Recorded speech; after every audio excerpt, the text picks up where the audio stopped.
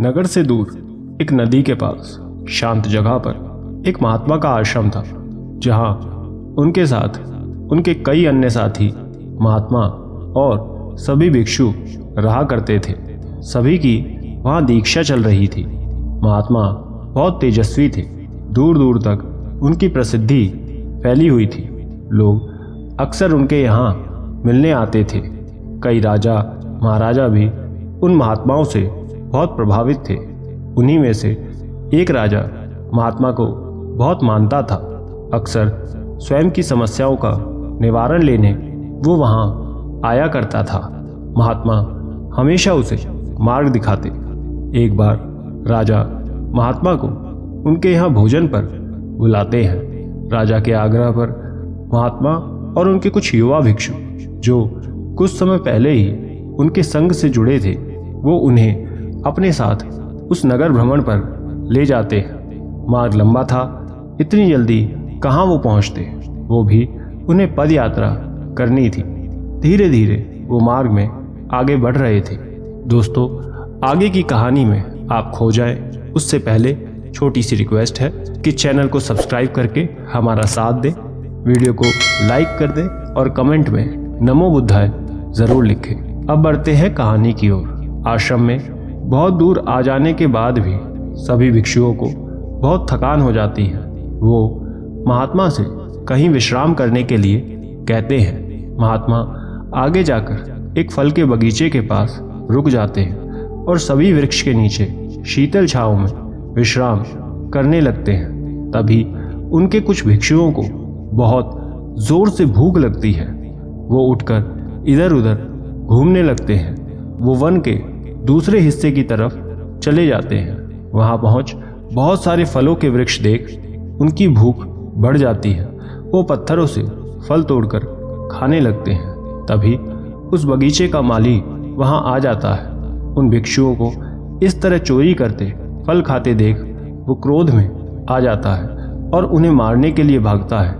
सभी भिक्षु तुरंत वहां से निकल महात्मा के पास आ जाते हैं। महात्मा सभी को देख ये समझ जाते हैं कि उन्होंने ज़रूर कोई गलती की है।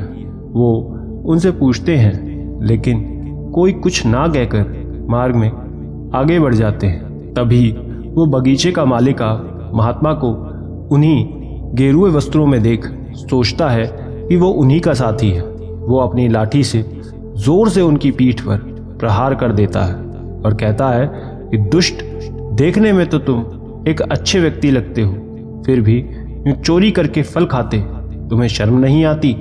एक सन्यासी होकर ऐसा व्यवहार करते हो, क्या यही शिक्षा देते हो? ये सुन महात्मा समझ जाते हैं कि उनके भिक्षु क्यों इतना घबराए हुए थे।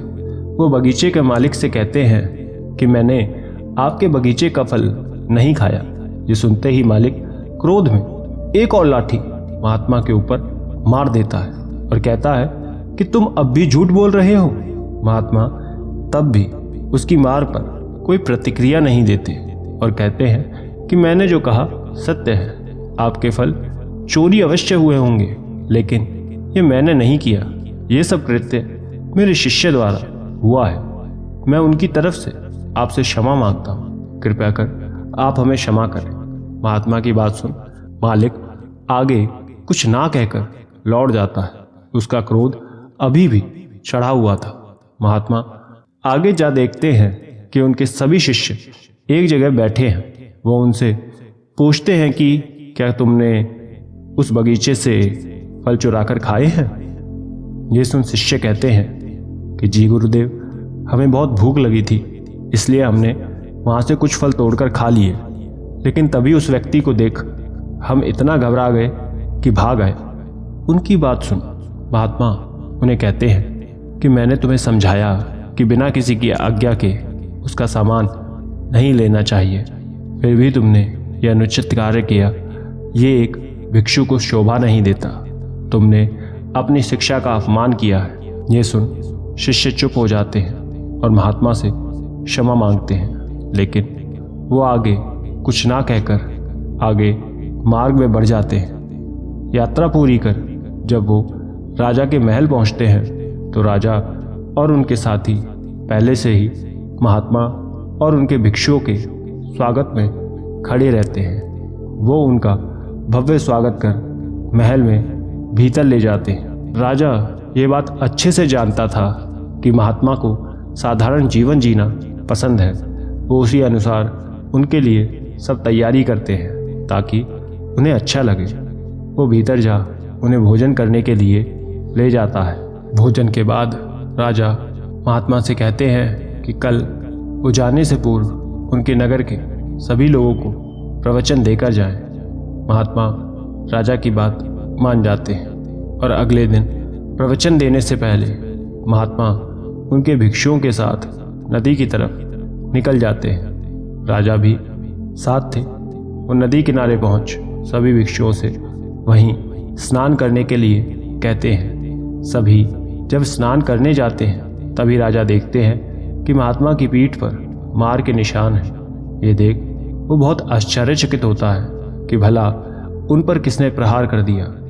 वो महात्मा से उस बारे में पूछते हैं लेकिन कोई उत्तर नहीं देते और मुस्कुरा देते हैं। लेकिन राजा के मन में अभी भी ये संदेह बना हुआ था कि कुछ तो जरूर हुआ है। भला कोई सज्जन व्यक्ति पर कैसे प्रहार कर सकता है। राजा उनके भिक्षुओं से उनकी पीठ पर मार के निशान के बारे में पूछते हैं। तब वो भी कुछ देर सोच में पड़ जाते हैं। तब उन्हें समझ में आता है कि कल हुआ क्या था। वो सारा वाक्य राजा को बता देते हैं। तब राजा सारी बात सुन समझ जाते हैं कि महात्मा ने स्वयं के शिष्यों के हिस्से की मार स्वयं खाई है और किसी से कुछ नहीं कहा। राजा सभी भिक्षुओं से कहते हैं कि तुम भाग्यशाली हो जो उनके साथ हो। यदि वो चाहते तो तुम्हें इसका दंड दे सकते थे, लेकिन उन्होंने गुरु होने के नाते तुम्हारे ऊपर का दुख स्वयं पर ले लिया। ये सुन सभी भिक्षुओं को उनकी भूल का एहसास होता है। वो तुरंत महात्मा के पास जा कहते हैं कि क्षमा करें गुरुदेव, हमारी भूल की सजा आपको मिली। हम ऐसा नहीं चाहते थे। महात्मा कहते हैं कि मैं तुम्हारे साथ था, तुमने गलत किया, उसके लिए दंड तो मिलना ही था। यदि तुमने चोरी नहीं की होती तो ऐसा नहीं होता। इसलिए कहा जाता है कि गलत कृत्य नहीं करना चाहिए। महात्मा की चोट और उनके उसे चुपचाप बर्दाश्त करने पर उनके सभी भिक्षुओं को बहुत दुख होता है। वो उसी क्षण से पुनः ऐसी भूल ना करने का प्रण लेते हैं। इस घटना से वो समझ गए थे कि बुरा करने पर बुरा फल मिलता है, जो उनके गुरु को बिना दोष के मिला, और गुरु का दर्द उन्हें बदल देता है।